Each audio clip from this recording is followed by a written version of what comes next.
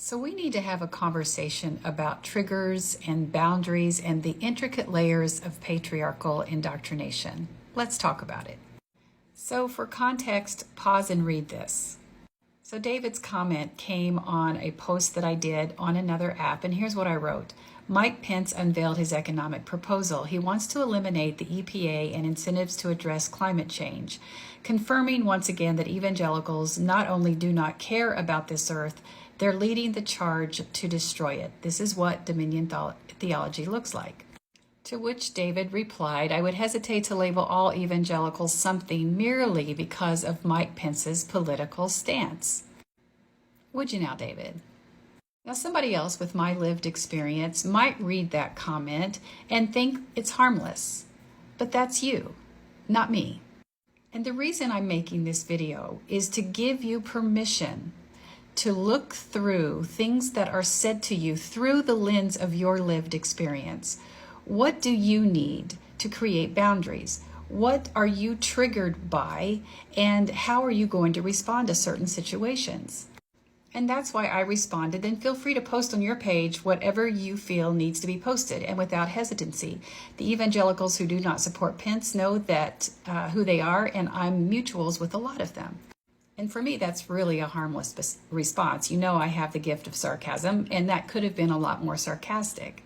But because of my lived experience, for any man who comes at me and starts a sentence with I would, I am taken back to a time when everything I said had to be through the approval of the patriarchal network, especially when it came to religion.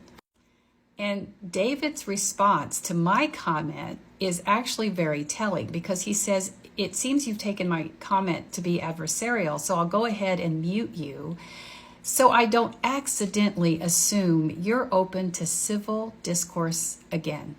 Do you see the levels of gaslighting and passive aggressiveness in that response? I had hints of it in his first, and guess what? I was right. Because there was nothing adversarial about my response. I was creating a boundary. And he's going to label my response as my not being able to have a civil discourse because he gets to define what civil is. That's a patriarchal indoctrinated belief where he is gatekeeping the language that each of us should be using, and he didn't find mine acceptable. So now that David has proven that he's using his indoctrinated belief that he is the gatekeeper of this language, I once again push back. And I say, it seems you've taken my response as adversarial when it's a mirror that reflects your need to focus on the wrong thing. And he clearly was with his comment. Do not label me as uncivil. You just aren't accustomed to pushback to your passive aggressiveness. For those of us who were indoctrinated into this patriarchal structure and who benefited from it, it's very hard for us to sometimes see that we are still using elements of it to retain power. And our response when we are called out about it, especially when we double down like David did, is a reflection of the work that we still have to do.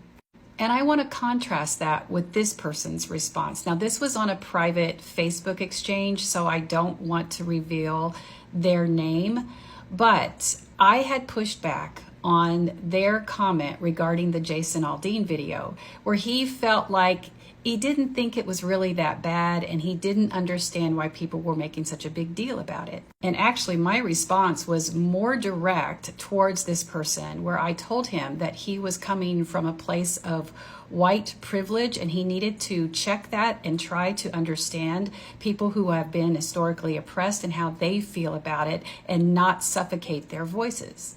So pause and read his response.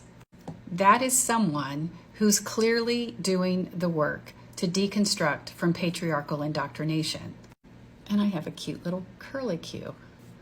Anyway, my point for making this video is to help you understand why you can often be triggered by somebody who is saying something to you and you don't understand the source of your trigger.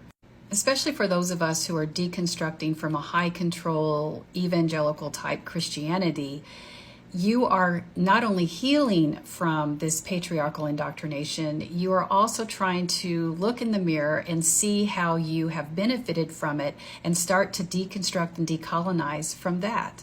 But I also want to give you permission by saying this.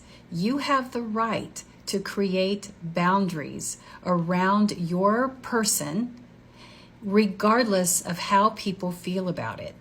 David is clearly someone who I just don't need to have in my circle or in my followers because he's not willing to respect the way I show up. Do not be afraid to use your voice to push people out that aren't doing the work. But you keep doing this hard soul work because it is worth it, and I'm proud of you.